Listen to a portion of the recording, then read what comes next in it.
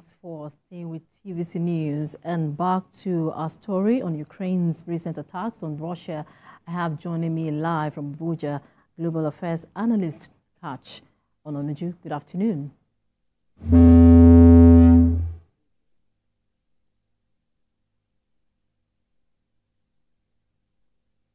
All right, I have joining me live to share his thoughts with us on the recent Ukraine attack on Russia from Abuja, Mr. Catch Ononuju. Good afternoon.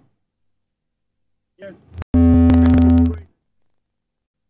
Simply a replay of the old Zeppelin launch flamethrowing capabilities that were done during the old Second World War. But then what you were asked, it simply brings psychological effect. It doesn't really bring real change to the battlefield positions, which are currently dominated by Russia. As you can see, the last Ukrainian incursion into Kursk didn't bring any real advantages. That led to the loss of loads of Ukrainian soldiers. I believe where we are right now, we should be looking for ways to force the different people to negotiate things. Ukraine needs to be saved. It doesn't have any army right now. The army is finished by the Russians. I think that's where we should be putting our focus on, how to bring the two parties to the negotiating table, and let's see what Ukraine can salvage out of its current very sorry situation. Now, Ukraine's termite drones are believed to create more. Some defense analysts believe that the Ukraine termite drones are believed to have more of psychological effects than physical. Now, how true is this, looking at the military potency of this weapon?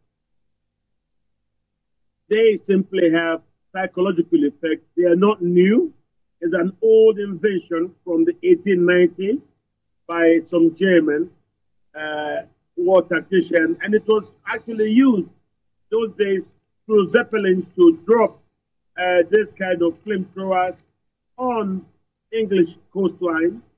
But apart from that, nothing. As for the effect, the Russians do have the edge, and these are just gimmicks. The gimmicks don't change anything.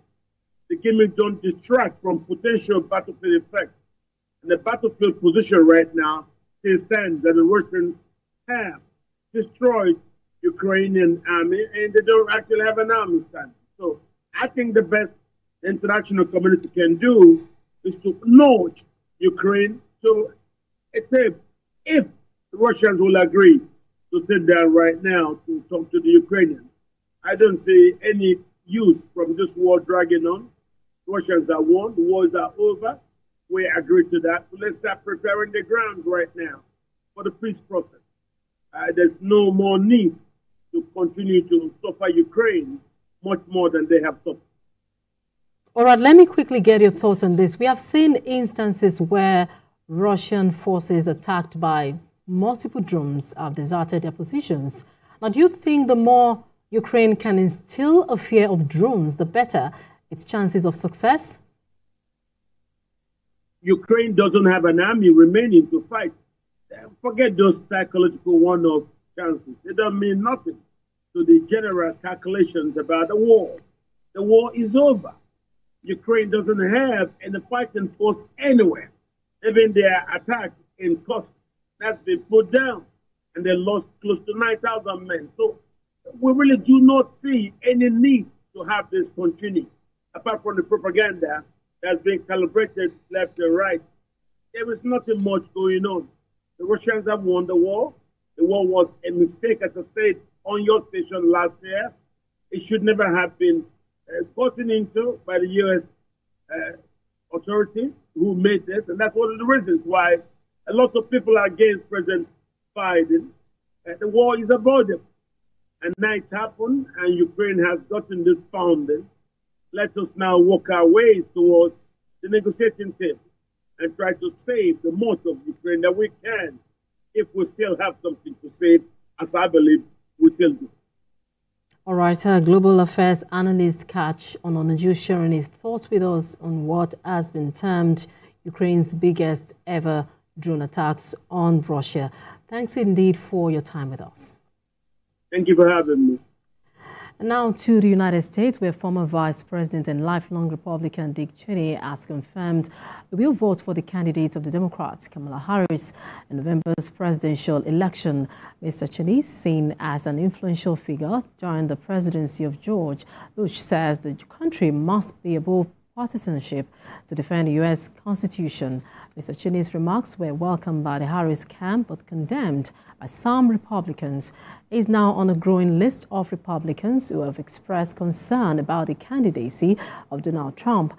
His daughter, Liz Cheney, who lost her seat in Congress in 2022 to a Trump-backed candidate, has already given her backing to Vice President Harris.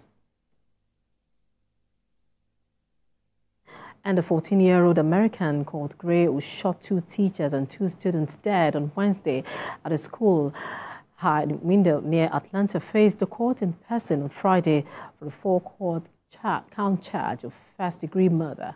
The judge clarified that he would not face execution after first stating the maximum penalty was death, clarifying that an under 18 cannot be executed.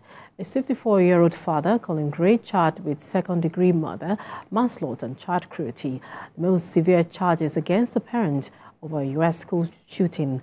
The judge told him he faced a total of 180 years in prison for his charges. Officials accused the father of allowing his son to possess an AR-15 style rifle, which was allegedly used in the attack. The father and son were told they had the right to a speedy and public trial by judge or jury. Neither requested a bond or no pleas were entered. They will both remain in custody. They are to appear in court on the 4th of December. And Super Typhoon Yagi, the most powerful storm in Asia this year, has made landfall in northern Vietnam. The Indo-Pacific Tropical Cyclone Warning Center says the storm hit Hai Phong and Quang Ninh provinces with winds of up to 203 kilometers per hour this morning. It comes after Yagi wreaked havoc on the island of Hainan, a popular tourist destination dubbed China's Hawaii, on Friday. Health is wealth, they say, so let's go to that matter now. How well do you know your HIV status? Here in Lagos State, Nigeria, the government is ensuring more residents are aware of their status, and it has presented 5-year findings on how to address the epidemic. All right, to bring you that story in our subsequent bulletins. At our TVC News this hour, for more updates on the stories we are monitoring, you can visit our website, www.tvcnews.tv. You can also follow us on our social media handles, Facebook, Instagram, and on X at TVC News NG. On YouTube, you're live at TVC News Nigeria. Thanks for watching.